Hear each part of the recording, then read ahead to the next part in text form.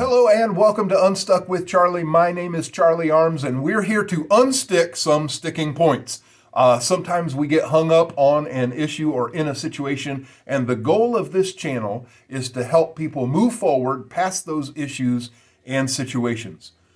Of course, we always try to do this with a biblical Christian perspective. Now, one of the big issues that people discuss, whether it's in the church or even outside the church, is whether or not gambling is wrong, whether or not it's a sin. Is it going to send me to hell? There are a lot of opinions, but what does the Bible have to say about it? And what is the best approach we can take toward this issue? Now, first, I would love to ask you, if you would, to hit that like button below. It's easy. It'll really help the channel out. And I'd love it if you'd subscribe to the channel. You'll get notifications when new content is uploaded. All right. The controversy today is all about gambling.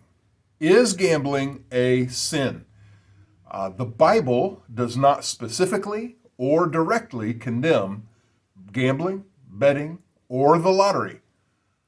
But before you say I'm giving license for people to gamble, I do want to issue a warning. The Bible does warn strongly against the love of money.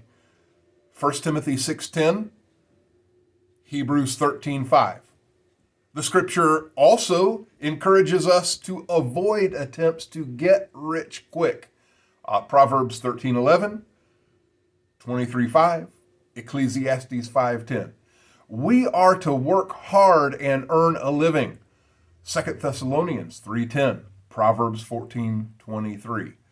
Gambling focuses on the love of money and tempts people with the promise of quick, easy riches. And all of these verses that I just shared with you admonish us to have an attitude of work, of saving, and a healthy perspective about money and stuff. Now, gambling, if done in moderation and only on occasion, is certainly a waste of money, but it's not necessarily evil. People waste money on all sorts of activities. Let's face it. Gambling is no more or less wasteful than seeing a movie, going to a concert, especially if you pay premium to get that front row seat, eating an unnecessarily expensive meal, or purchasing a worthless item. Of course, the fact that money is wasted on other things does not justify gambling. Money should not be wasted, but cutting wasteful spending can save money for future needs and give more to the Lord's work. Gambling only adds to the waste. While the Bible does not explicitly mention gambling, it does mention events of luck or chance. The practice of casting lots is mentioned 70 times in Scripture in the Old Testament, 7 times in the New Testament. Casting lots could have been sticks, like of various lengths, could be flat coins like the one on the image here, or some sort of wooden or stone dice. They use these to cast lots. The closest modern practice to casting lots is flipping a coin, right?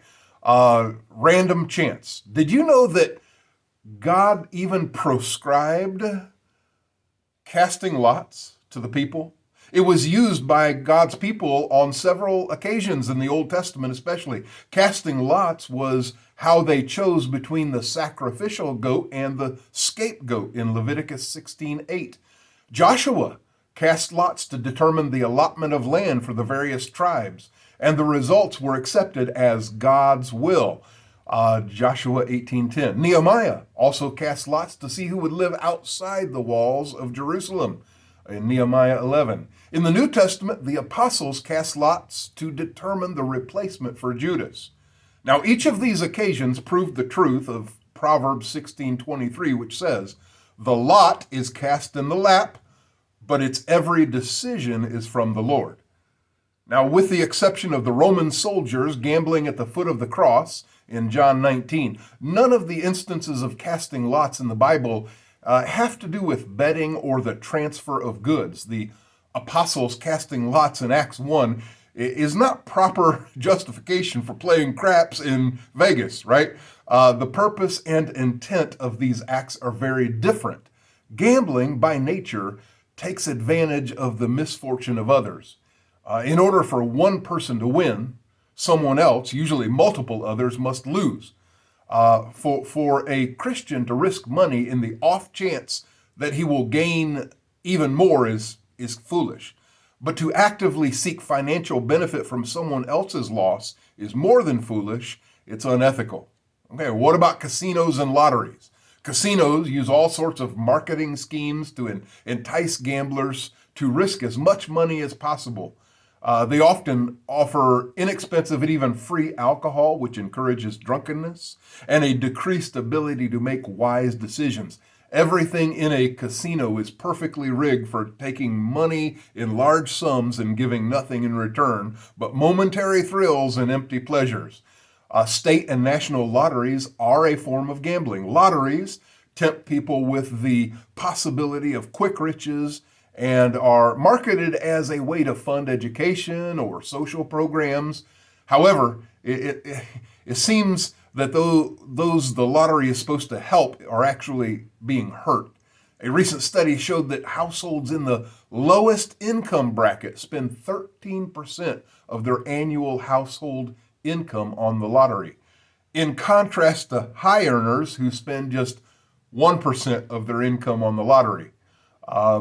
In other words, those who can least afford to spend money on lottery tickets are often the ones buying them. With chances of winning the lottery being infinitesimal, the whole system preys on the poor. 1 Timothy 6:10 provides wisdom directly relating to gambling. It says, "For the love of money is the root of all kinds of evil. Some people, eager for money, have wandered from the faith and pierced themselves with many griefs." Those who gamble cannot follow the admonition of Hebrews 13:5. Keep your lives free from the love of money and be content with what you have, because God has said, "Never will I leave you, and never will I forsake you." Jesus said this. He said, "Serving God and money are incompatible." To summarize it all, gambling is a poor stewardship of one's God-given resources. It attempts to bypass honest work. It promotes greed and covetousness. It rejoices in the misfortune of others. A Christian should not be involved in gambling or in other forms of materialism. Now, is it possible someone could gamble as a form of entertainment and keep it in proper context? Perhaps. This issue certainly doesn't rise to the level of a salvation issue, except for when it becomes an addiction and gambling leads you down a dark path. We know that this does happen quite frequently. Now, the act of gambling may not be labeled as sin in Scripture, but there are many emotional, spiritual, and even physical battles we can open ourselves up to by engaging in this practice. Now, I hope this helps you understand this issue just a little bit better.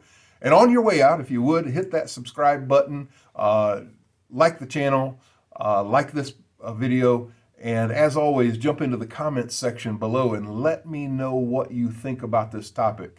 Thank you and have a great day. Let's move forward.